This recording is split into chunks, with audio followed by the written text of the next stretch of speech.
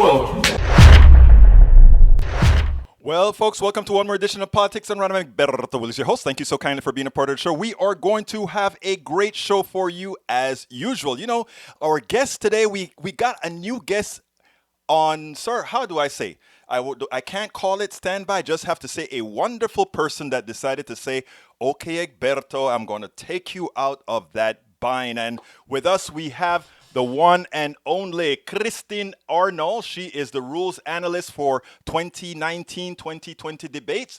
She's a high-stakes meeting facilitator, professional panel moderator, and award-winning author, past president of the National Speaking Association. So we have someone with some credentials. Anyhow, folks, the title of the show today is Rules Analyst Kristin Arnold deconstructs the next democratic debates. Rules analyst Kristin Arnold appears with us again. She's been with us before to discuss the upcoming Democratic debate sponsored by CNN and the Des Moines Register. She surely has Wolf Blitzer in her crosshairs. The upcoming Democratic debate will be interesting, quite interesting, in fact. You know, it isn't when you find somebody that kind of coalesce on the same things you were thinking, you kind of get some sort of a refreshing feeling. And you know what? She said, Kristin made 3 prescient points. She said, good news, the field has narrowed to 5 candidates. Bad news, TV ratings continue to plummet. So, CNN called in Wolf Blitzer to the rescue. But there is, and this is Kristin, but there's more. Kristin says that even though Blitzer has moderated 6 presidential debates, his reputation is rather erratic. He's either fully in charge or he also likes to create controversy. Well, Kristin is with us to lay out how the game is played. She is the rules analyst. So I tell you what, why don't we just let Kristin rule? Kristin, welcome to Politics Done Right one more time. How are you doing today? I'm ruling. You are ruling, Kristin. You're ruling. Look, tell me a little about what's going on in the Democratic debate from the rules analyst point of view. Well, gosh, we just went from 5 people being on the stage to 6 as of this morning. Steyer just got enough credentials that he's going to be on the stage. And I was really looking forward to just 5 because we've had way too many people on the stage to really have a meaningful conversation. So that's kind of a bummer. Well, but I guess some people are pretty excited that he is going to be on the stage. And there are some other people who are probably upset that they didn't get the qualifications, but they still have the rest of the day to get there. Well, I mean, you know what? I think, believe it or not, even those that didn't make it, right? The fact that they didn't make it will give them some extra news coverage, right? They'll go out there and say, well, I didn't make it because, and the news media is going to want to have something special to cover. They're going to want to have some controversy or some excitement. So they're going to get some coverage. Well, I think Bloomberg's doing a pretty good. He's on some show commenting on the debates right after it. I can't remember which. So didn't know that. He's leveraging the debates since he can't be there. Might as well comment on them. Why not? So, well, since you have to be very middle of the road, I want to ask the first question I want to ask you is as follows. There are 2 guys that are putting a lot of money into the debate, or rather into the election to try to get themselves in the debates and elected. How should a moderator handle something of that nature? 2 candidates with unlimited capital to make themselves viable, while others having to do it the old-fashioned way. How should a moderator handle that? Well, I mean, if that's a question that you think the American public wants answered, and obviously, Egberto, you want that answered, so you would go, ask the question. And in fact, Steyer, he was in the 4th debate and the 5th debate. Yes. And he was actually asked that question directly. He was asked, housing is unaffordable. Are you the best person to fix this problem? You're the lone billionaire on this stage. What's your plan for closing the income gap? So what they did is they basically say, here, we realize that you have gobs of money, and how would you fix the economy or use that money in some way? So they tie it to something that they think that the American public would care about versus just going, is it right that you're a billionaire? Is it? Sure. Well, is it right not to be a billionaire? I mean, you got to have some resources in order to run for president. Let's face it, $450,000 an annual salary. You're not going to get rich as the president while you're president. You're going to get rich after you're president in the book deal and the speaking. But actually being a president and running for president, you have to have, some resources, either using other people's resources or having your own. It's kind of curious that you said $450,000 job isn't going to make you rich. Some people would think that income is an income of a rich person, don't you think? I'm just saying. If you're the president of the United States, you've got an awful lot of expenses that you have to take care of. True that. And I would not expect that the American public should pay for some of those things that you should have as the head of state. So, in relative perspective, probably not a lot for the head of state to get as a quote unquote salary. Okay. But for the average person, absolutely, that is a lot of money. But the average person doesn't have the expenses that a head of state should probably have and incur. Well, I think I'll give you that. Now, you pretty much took it. Well, I shouldn't say took it out, but you pretty much are concerned, I think, with the way that Wolf Blitzer is going to moderate the debate. Give me your rationale behind that. So I think Wolf Blitzer is a very seasoned, credible journalist, and he has lots and lots of experience on the debate stage. But much like Lester Holt, who had lots and lots of experience, Lester Holt has the same kind of issue in that either you are very hard and controlling, which is what a lot of the debate moderators have been. When you have 12 people on a stage, you've got to exercise some control. Or do you let it go on the other end of the spectrum, especially when you only have 2 or 3 people on the debate stage? Do you let it, kind of let the conversation unfold? And I think the American people kind of gravitate towards the discussion versus, Egberto, I'm going to ask you a question, just answer the question.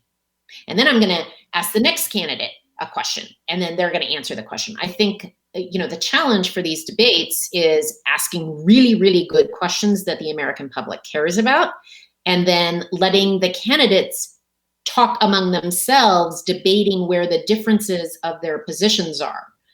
And early on, they weren't debating positions because they were, at a very meta view, very similar. So it's kind of boring in that, you got to get down to the detail. Well, now you're pitting people against each other, trying to clarify their positions, and that's where it can get kind of sticky. Now, you're saying that you think it was sort of boring before because they had similar positions.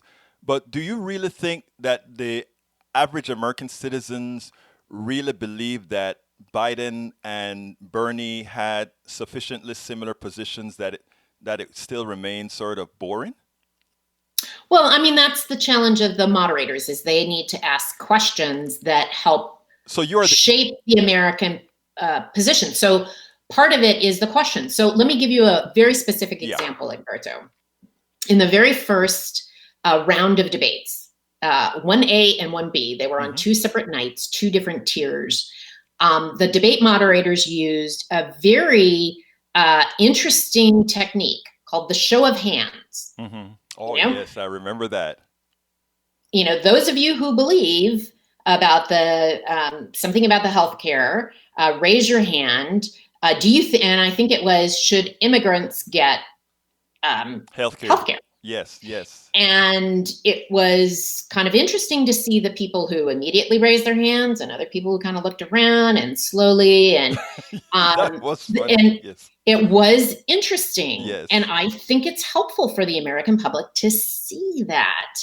And then the Democratic National Committee went, no more show of hands. We don't like that. Oh, wait, hold on a second. Are you telling me that the Democratic committee actually stopped that practice? I didn't realize that. So it was either CNN, who was the Mm-hmm. host, and or I haven't gotten real clear on who actually put the kibosh on it, Mm-hmm. but the informal kind of backlash that they got Right. on that was like, no, no, no, no. And then the other thing that was very similar was kind of, I call it the lightning round. We're going to Mm-hmm. go down the line and you get a very short answer. Mm-hmm. So the down the line question was, if I remember correctly, was who is going to be our biggest threat that you need to be paying attention to as president, or who do we need to be reaching out to if you're president? You know, what's the one country? What's the one partnership? And so it was like you had to name something, and it started, I think, with Andrew Yang, and he just kind of went, "What?" Um, because they started at the fringe ends, and he's like, I wasn't ready for that one, and so they stopped that as well. Yeah, I mean it is kind of amazing. So now that we're into this debate, now we're down to six people. What are you expecting them to, or what do you think are going to be the issues that should be covered in detail now?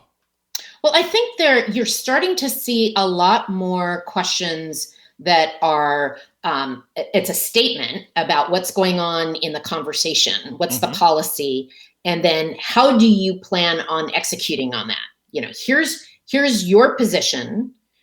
There has been some explanation of positions in the last couple of debates. Now it's going to be like, so how are you going to actually execute? How are you going to fund it? How are you going to cut across the aisles? How are you going to make this happen? Because it's great to say we need to do X, Y, and Z, but is it, how are you really going to do that? I think that's what the American public are really interested in, is how is that going to work, money wise, collaboratively, reaching across the aisle, culturally in our country. How are you going to make that happen? Now, that is your thought, that is something that they should ask. Will they ask that? Because what I found over the time, and I didn't want to start our interview this way, is that what these guys are asking have very little to do with where the people that are most affected, what they care about. If we take a look at what's afflicting America, let's look at what whoever one wants to define as the working class or whatever. A lot of these issues that they talk about, except for, let's say, Medicare for all, many of it has little effect on the people or something that they don't particularly see. Well, and that's the complete purview of the moderators to select the questions. What questions do they want to ask? So healthcare has almost always been a line item that they're talking about. Foreign policy has almost always been a line item. Human rights, racial equality has almost always been a topic. Opioids, once. Hmm. That's my point. Um, the whole reason why there was this big brouhaha at the beginning about, oh, we should have a diverse set of moderators. We need to have more women and people of color so that they can represent those people's viewpoints coming from the stage. Well, okay, so they've had women moderators at every single debate, and yet women's issues have only come up in 2 debates. And Okay, it's kind of interesting. yes, it's actually very interesting. And I tell you what is also very interesting, that what's the name of the woman who is running that just dropped out of the race today? Williamson. Uh, Oh, did she drop out? she Marianne dropped it. She Williamson. Yeah, she dropped out today. that was the only person that really had a cogent answer on something like reparations. So we had something that was looking to be, when we're talking about inclusivity or things that really matter to people, and the candidate most people consider a fringe candidate was the candidate with an actual valid answer. But it was only asked really, I think the reparations issue was only asked in two separate Yes. debates. So if you think that the audience, and each audience is comprised of a region area, Right. so you have to ask yourself, do you talk about the issues that that region cares about, or do you aim for the broader national audience? Now, I thought it was interesting that we were in Los Angeles and nobody brought up homelessness. True. It's like, wow. How come they didn't talk about that? I would imagine if I was and I grew up in Los Angeles, so if I'm a Los Angelian, I would probably want to hear about issues that are most important to me. Well, I mean, what and I don't know if we're kind of getting on the fringe of your purview or what you talk about on these issues, but I find that neither party. I find that when you take a look at both parties, except for those that are on, let's say, what many would call the fringes on both sides, they are pretty much milk toast. They pretty much don't talk about much. They pretty much, even the way that the moderation is done is pretty much status quo, don't you think? Well, keep in mind that this is a Democratic primary. Right. Okay. So you have basically the liberal news outlets that are providing the moderators, and they're qualified journalists and or opinion journalists. And they are going to pretty much ask questions that are going to support a viewpoint. And you don't really want a bloodbath at this point either. Like, and I do think that the Democratic candidates have kind of this Yes, gentlewomen's definitely agreement so. to not like go for the Jugular. throat. I think that that is going to start changing. We saw it in the Republican side 4 years ago. I think you're going to see it on the Democrat side. That the field has to get winnowed down, and one of the ways that the moderators ask the questions is they say, candidate A has been quoted of saying this, and you have been quoted as saying this. Or how are you in agreement with this person? Are you in disagreement? Where is the difference between what you believe and what your compatriot believes? And I think that you're gonna see more of those kinds of questions um, happen. Now, Kristen, you just said something, and my antennas just kind of zoomed up because I hear it all the time, but I don't see it, and I didn't expect you to see it as a moderator. Do you really think the liberal, even the news media, is liberal, even the ones that have been in these questioning and these debates and evaluating these candidates? Absolutely. Really? Um, so you haven't seen any Fox debate moderators because the DNC basically said we're not going to ask Fox to Right. participate this year. That is the first time that that has happened. Mm-hmm. If you take a look at the Republican national debates that happened 4 years ago, Wolf Blitzer did two of them, I think. Mm-hmm. So it's always been a Right. bipartisan media kind of. Everybody got a chance. This Mm-hmm. time it's really, it's CNN, it's NBC, MSNBC, NPR. and NPR tends to be more on the liberal side. So I haven't seen a conservative outlet sponsoring the debates. So you do consider Fox News an outlet then, or a news outlet? A media outlet, yes. Okay. Okay. Okay, that's fair. That's fair. All right,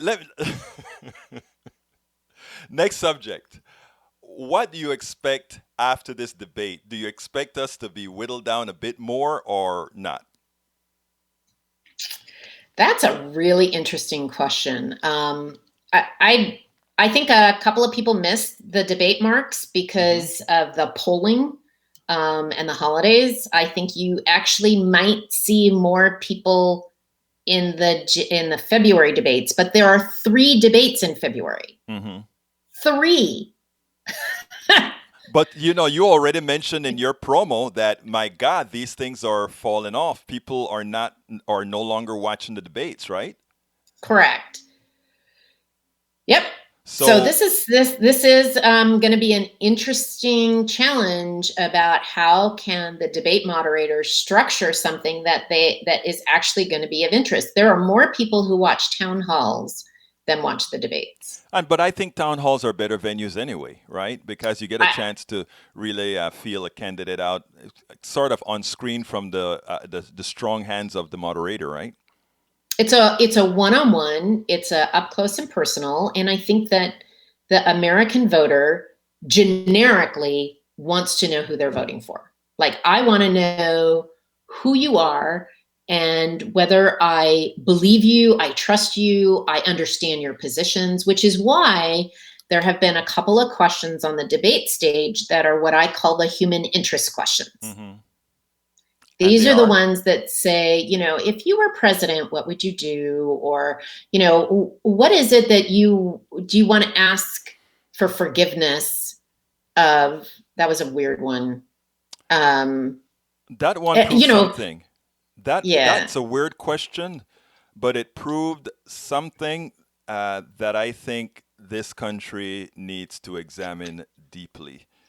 Um, and I think the answers that the two women gave, and you can correct me if you think I'm wrong, being a woman yourself, but I think the way those women answered that question is directly related to us as Americans having not fully elected Hillary Clinton, having us not ever having elected a woman as a president, when even a Pakistan and a an India and all these countries that we consider not very pro women, they've all had women. So what do you think about that?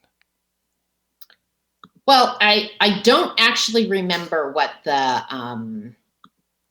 question was, but it was the women basically said, I would ask for forgiveness, and the men all said, and I can't remember, but for me it was more of, I didn't come to that conclusion there, Berto. I just was like, wow, isn't that interesting?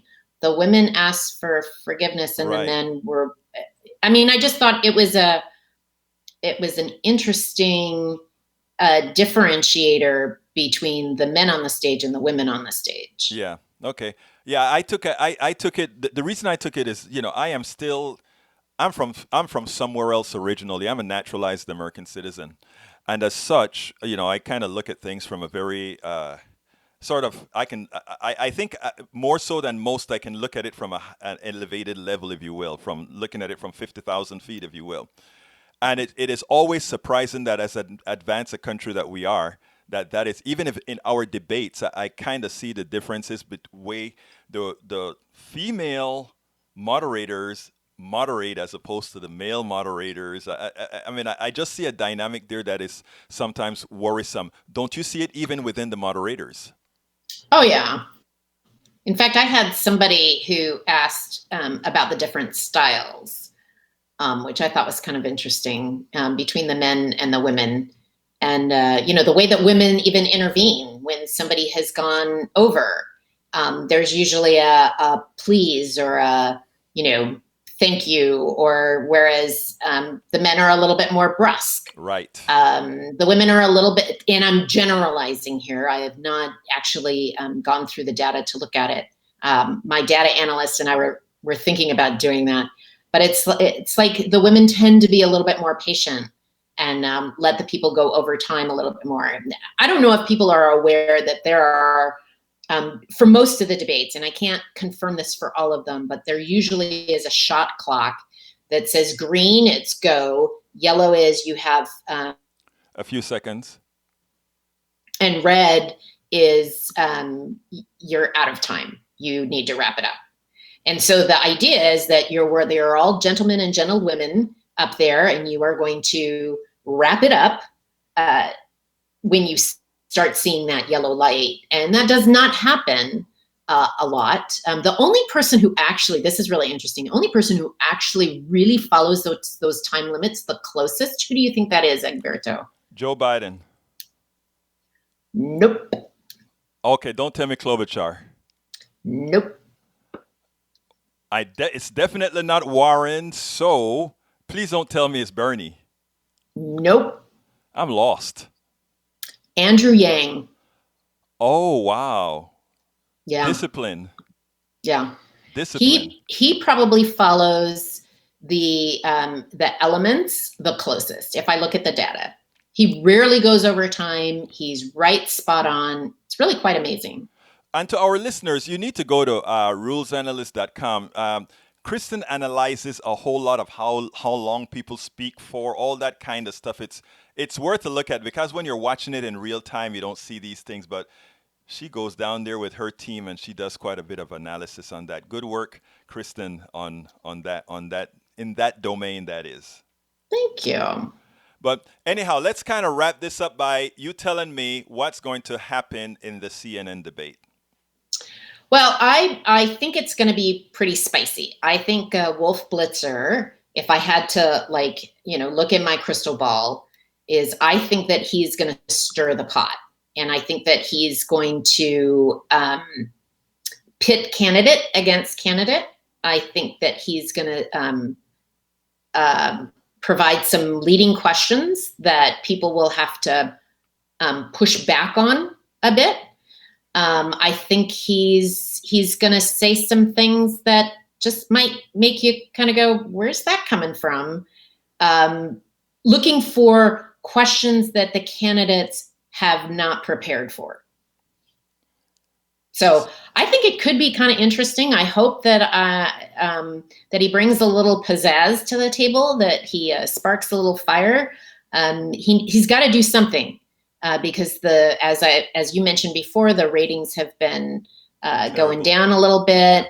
But it's hard to incite some interest when you got 12 people on a stage. So now that we've got 6, maybe there might be an opportunity for some real debating to go on. That would be fun, but I sure wish we had Yang out there, because I want to discuss UBI and I want to discuss, I want to discuss interesting dynamics from all sides of the ideological divide. And not having Andrew Yang in there doesn't present itself to bring up that other thing. He's got 10 more hours. You think he's going to do it?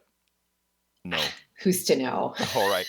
Kristin Arnold, president of QPC Inc., rules analyst for 2019-2020 presidential debates, high stakes meeting facilitator, professional panel moderator, and award-winning author, past president of the National Speakers Association. Thank you so kindly for having been with Politics Done Right, and thank you so kindly for coming on with us on this notice, my friend.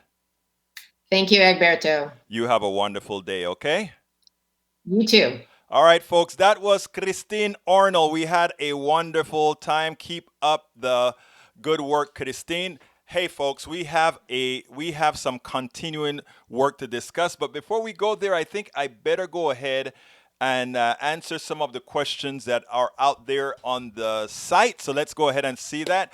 We have, let's see, Roberto, mi panameño favorito, says, are you serious? Are you saying $450K a year will not make you rich? As a president of the USA, a salary of $450K will not make you Of course it would. Well, look, Roberto, we have reached a point in life where wealth is a very relative thing. I think $450,000 makes you, or should make you, pretty darn wealthy, right? I mean, I don't need to spend, but again, I live in Texas, so Kristin is in LA, and that is a pretty expensive city. Now, as far as I'm concerned, hey, I think I can survive pretty well on, I don't know, maybe $100 and something thousand a year would help. Of course, a political activist don't make that kind of stuff, so we have to kind of scrunch for more here. All right, let's see. Daniel Ledo, the DNC stopped both because the answer is clear. They would rather a chance to obfuscate.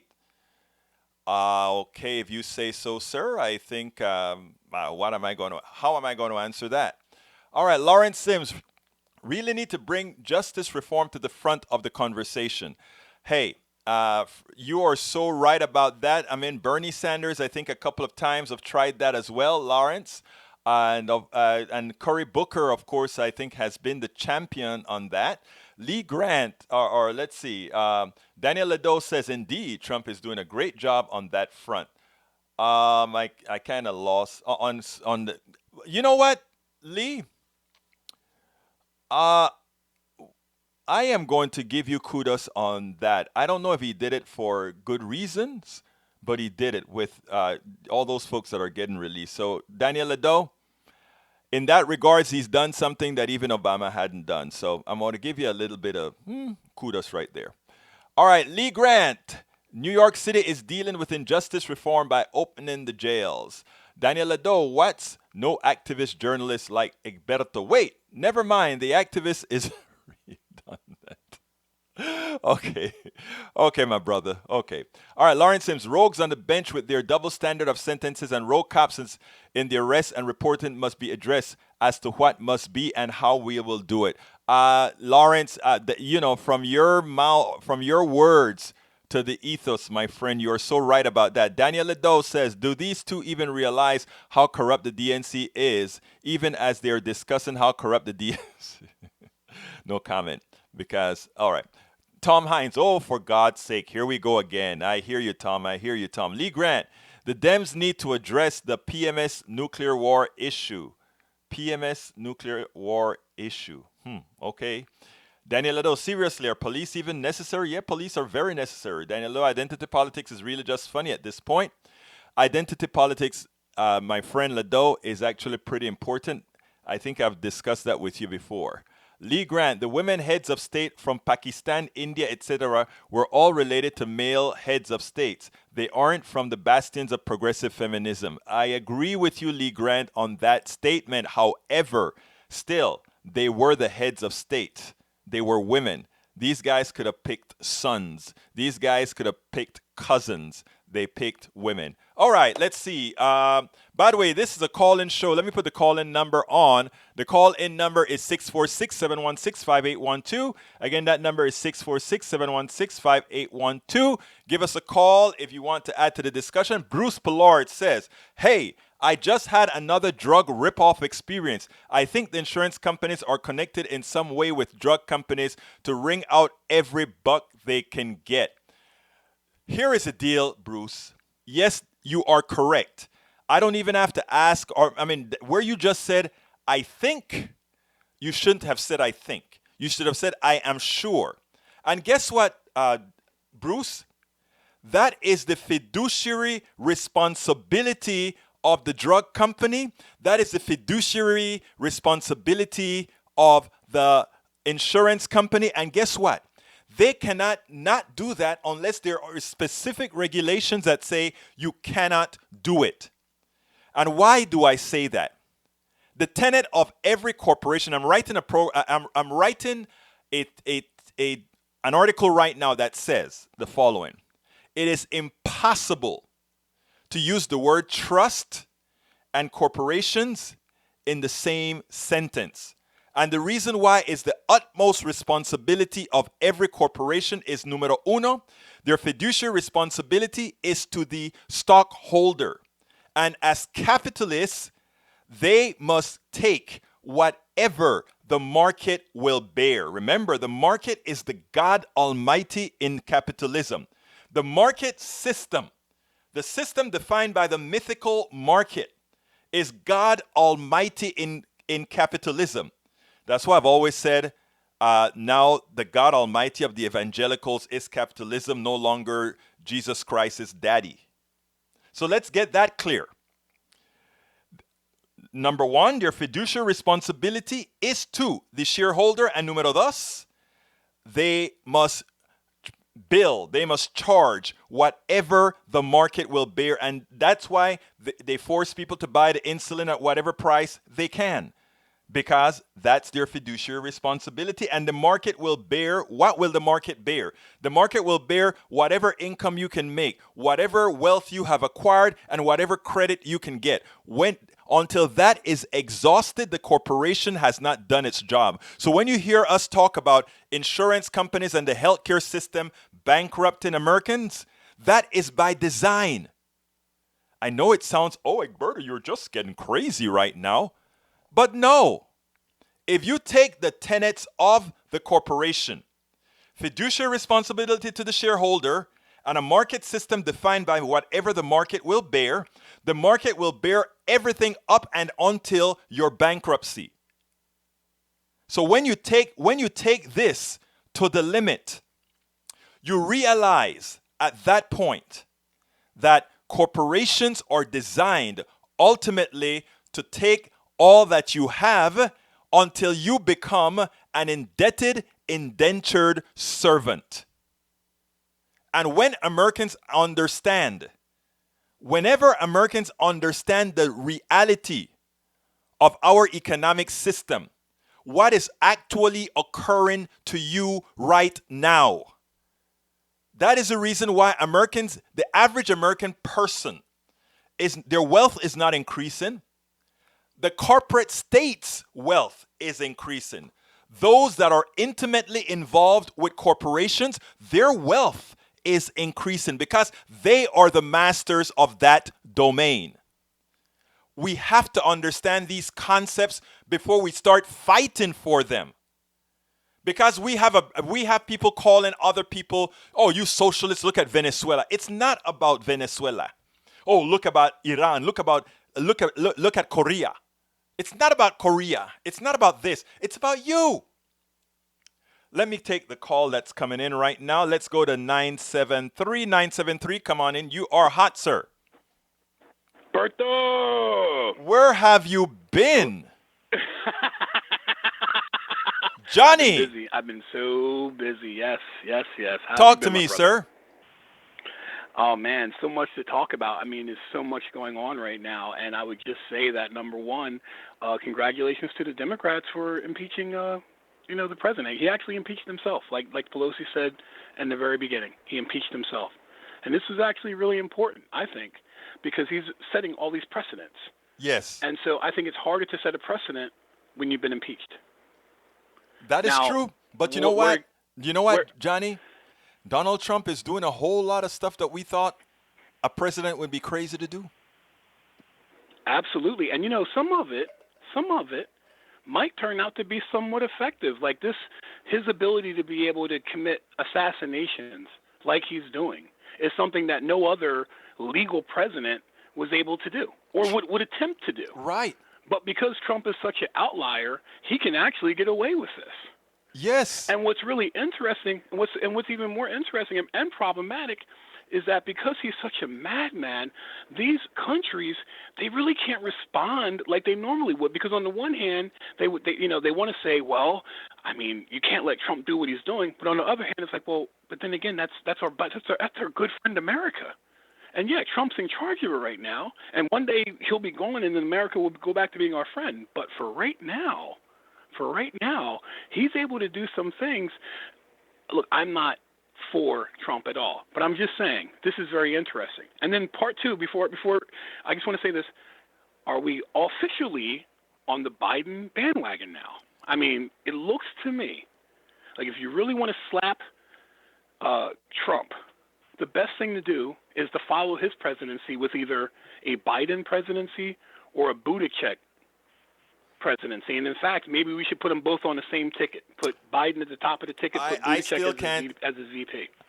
I still can't see that because I think that Trump will decimate Biden. I can't. Really? Let me tell you why. I've written a blog. I should go find it sometime, where I see the right wing turn Biden into Trump. In other words, Biden has a lot of the Trump proclivities, just at a much softer state. In other words, That's fair. Biden can be shown to be racist, not as racist as Trump. Biden can be shown to be sexist and misogynist, not so much as Trump. He can also be But you're shown right. as, That's fact. and he can be shown as nepotistic, not so much as Trump. But it doesn't mean it doesn't have to be so much as Trump. You just have to make the connection, and at that point, Trump wins. And my thing is, But Berto, go ahead, yes, sir. but my only question, Berto, then is it becomes a question of like, how do we defeat this institution? Because it's going to be Iowa first, and then New Hampshire, Right. and then South Carolina. Let me tell you what I see. That kind of setup. Let me tell you what I see. I'll be honest with you. Let me tell you what I see. If Steyer continues to grow, I see. Woo! Really, believe it or not, Steyer came in at 12% ahead of Elizabeth Warren in Nevada. But here's the deal. In my opinion, this is just an opinion. All of us are just giving opinions here. I think that if our progressive bloc reaches, let's say, 55%, which I think is a distinct possibility, we're going to have a brokered convention then. And most people are thinking, well, brokered convention not going to make it on the first ballot. I am thinking alliance between Bernie, Elizabeth, and Steyer. And I don't know how that works out, but alliance between those three. I think just like Americans were crazy enough to elect Donald Trump, I think they're crazy enough to elect a person who goes out there and say, screw this, this is what we're finally going to really say we're going to give to you guys. You're right. Steyer is alive. He's a live dog. Well, I don't think it's going to be Steyer, though. I'm looking at Steyer as an ally, not as a ticket holder. Right. Not at all. There can't be a billionaire on the ticket. But wouldn't Steyer, and if I could speak to Steyer or Bloomberg, I would say to them, wouldn't we be better off if you used your power to buy Fox? Yes. I mean, that would be a much better exercise of your power than running for president. But there's one thing you misunderstand, my brother. My brother, there's one thing you misunderstand. If you believe Democrats don't want Fox State, the Democratic establishment does not want to have a Fox alive, you don't understand the plutocracy. Fox is necessary. Fox is necessary. Fox is what makes Americans think that the establishment Democratic Party is actually a progressive party. Okay? That's the purpose of Fox. You get some right-wing crazies. People like Biden look like they're not Republicans. Okay? That's the whole game. Mm-hmm. The whole game is the real sane people, the people that are not on the fringe are actually folks like Elizabeth Warren and Bernie Sanders and Yang. Those are the real... Agreed. Those are the real people. Yes. And what we have to do as progressive people is not fall into that trap that says, oh, but we need to bring somebody like Trump. No. Trump is not even governing the way he ran. But since he has a cult, that doesn't matter. But Trump was a liberal when he was running. Trump said he was going to give you the best health care at a cheaper price, but he was going to give you just about free health care. Trump said he was going to create jobs. He was going to do not a JFK, a Roosevelt, what do we call RFK? The New Deal. He was going to do a New Deal. That was Trump running. Oh, yeah. Okay? He's a deal Trump, maker. I wrote an article. Deal maker. Johnny, I wrote an article for Daily Kos that said Trump was triangulating Democrats. I took more knives in my back than you would have not imagined. I also wrote an article that says Trump could actually win. I was told that how could I be an engineer who didn't understand science and math and polls? I had to remind them that these polls had a range. And within that range, there was a way for Trump to win. And guess what he did within that range? The polls weren't all that wrong. In fact, the polls weren't wrong. He came within the range. Hillary won the popular vote exactly by the polls margin. And he won the election just like the polls said he could have. So, people just people just want to look at the top line, Yeah, but it's funny. It's funny. Now we're in the situation here where I got to tell you, I'm not a huge fan of what the Democrats are offering, Hmm. but at the same time, we very well I mean, like, at this point, we have to shut down Trump because he's setting precedents. I mean, basically, what's going to happen now is that there's going to be no oversight for the future presidents. Right. I mean, that's I mean, and this is crazy. This Well, is that not is a the question, America right, that we. Johnny? The question is Trump setting a precedent, or is Trump just Trump? I don't know what's the answer. Maybe you know it better than I do.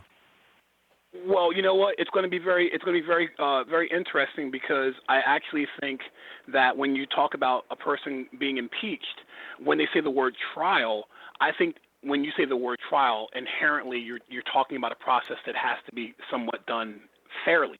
Right. Like, I don't think anybody would accept the fact that the Constitution would accept a trial that was unfair. It's like a smack in the face to the constitutional setup, and that's why I don't understand.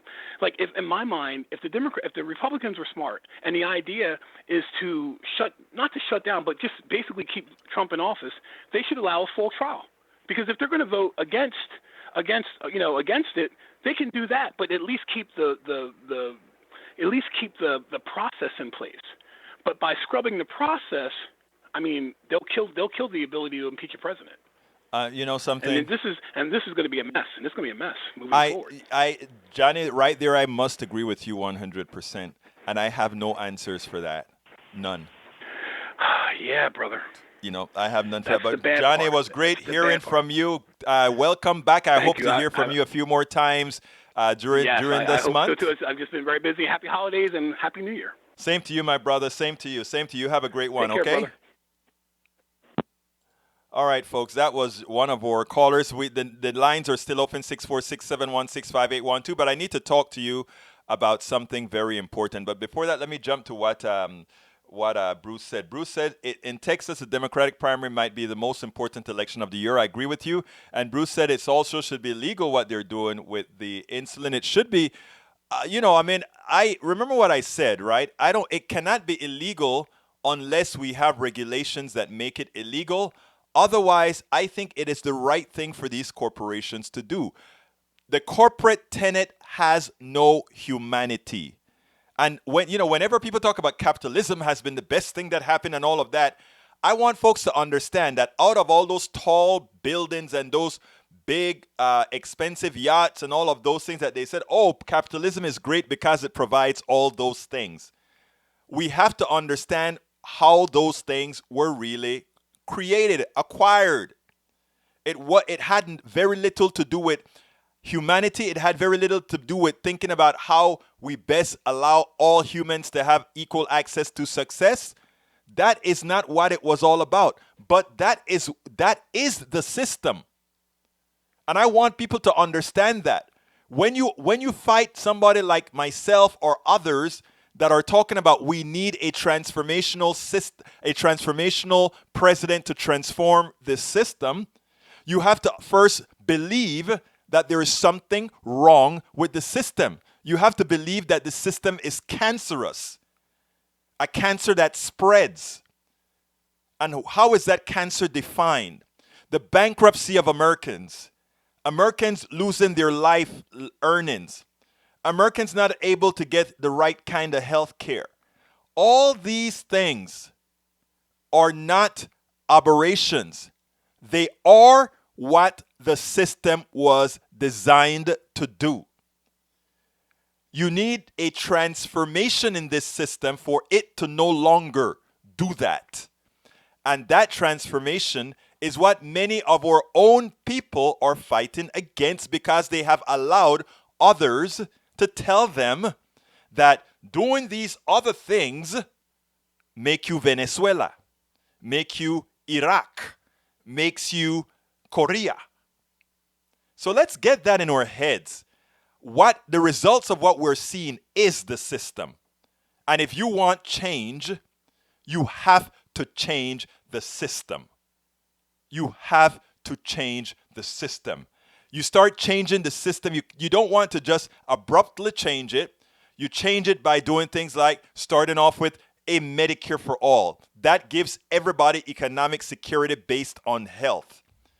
You clean up the environment that is currently sickening many people, cancer alleys throughout the country, pulmonary alleys throughout the country.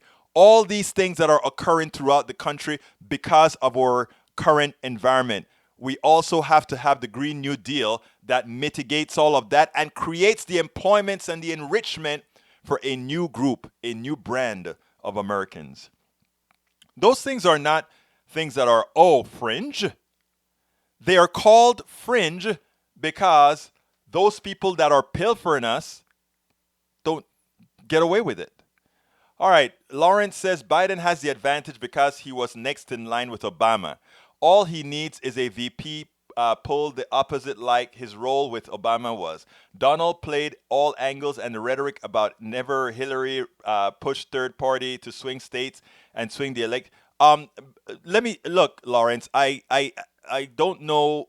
The only reason Biden is ahead right now is that he has a whole lot of black support. Period. As soon as that's gone, Biden is no longer the leader. And once the entire country, the entire population of the country is taken into account, that is what gives Donald Trump the opportunity. Black people still believe that because Obama chose Biden, that he's acceptable. But when they really find out the reason Obama picked Biden, Obama did not pick Biden because Biden was a bastion of civil rights. Obama did not pick Biden because somehow he cared about the system of injustice within this country. He picked Biden because Biden could win him the racist white vote. Nothing, no other reason for picking Biden. Biden was going to win him the racist white vote. Nothing else. So if you are happy, any black person is happy to support a person like Biden, you pretty much will get what you deserve after Biden throws you to the curb if he's elected. And by the way, I think just about every Democrat that plays the right cards can win. But I think Biden is so bad that he could pull defeat out of a win. But Lawrence, the reason why, again, Biden was picked was solely to win the racist vote, nothing else. And I gave you guys the example of the canvassers in Pennsylvania asking a white person, a white couple in the Appalachian area, honey, who are we voting for? Yes, we're voting for the N guy. And the reason why was Biden was there as a backstop. Black folk, Latinos, never forget it. That is the reason that Obama picked him. Obama will never come out and say that.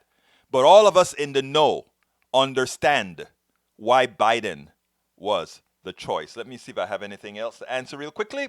Do we know the DNC financial status today? The DNC is doing pretty well financially. They could do quite a bit better. I think the best place to put people's money is in the. I'm sort of partial here, but I think we're doing a better job. Independent media is where your money should be going, not to these areas that are going to try to push candidates that you don't necessarily. I think at the end, after this has all played out, we have to support both independent media, the DNC, and all these guys that are going to be pushing for one candidate. But while we're still trying to determine who the candidates are, we shouldn't be allowing a central organization to control the message, given the way that message is being controlled right now. All right, Bloomberg is leaving his people in even if he doesn't win, so the Dems have his money, whatever happens. Yes, that is so true, Michael Dean Newton. That is the reason why I am not completely against Bloomberg, because Bloomberg is doing something the Democratic Party is not doing. Bloomberg is setting up a data center. Bloomberg is setting up micro-targeting. Bloomberg is really setting up for a real Democratic win. So Bloomberg is doing a good job, and he does not intend to let that money go to waste. And that's the reason I think he's willing. I think he sees Donald Trump as a clear and present danger. And in doing so, I think he would accept even a Bernie Sanders in as much as he completely disagreed with Bernie Sanders. I think he would accept a Bernie Sanders as president and then use his money to fight Bernie Sanders like hell when he starts to move on things like Medicare for all and the other. But what I say to people is, let's get Bernie Sanders or Elizabeth Warren or Andrew Yang into that position. And then we, the people, the common persons, can go out there and fight like hell to force the hands of the candidates. Okay, before I go, I have to remind you folks that we are yes, his ad does cover issues, Michael Dean Newton. You're absolutely right about that. Before I go, I want to tell you guys that please remember this is a political show that needs your support. And there are many ways for you to offer your support. The first way that we ask for your support is for you to please subscribe to Politics Done Right. I've just put that into the feed. Subscribe to Politics Done Right. We desperately need your support to ensure we can continue. You can also support our equipment fund to keep equipment that brings you the equipment that we can go out there in the field. I've just added that as well. And don't forget, we also would like you to, if you have the wherewithal, to contribute via our PayPal, which I've just placed there as well.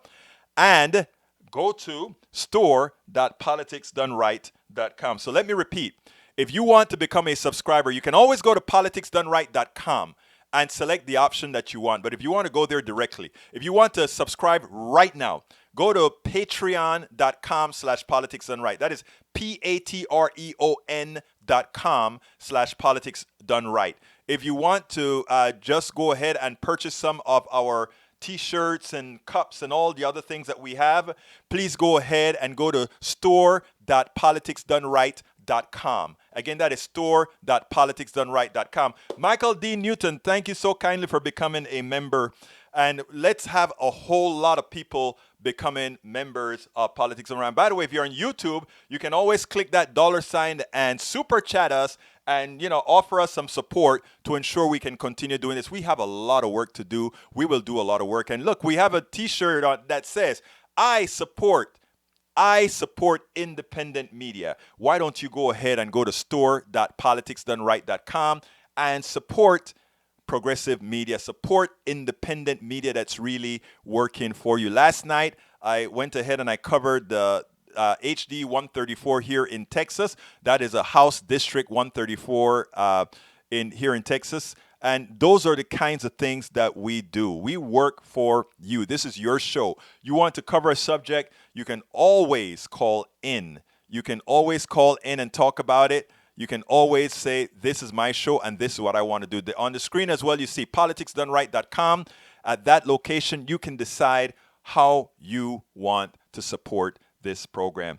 You also have the direct links in the feed. Folks, we are coming to the end of the show. My name is Egberto Willies. This is Politics Done Right, your show. And you know how we end this baby. I am what? Out!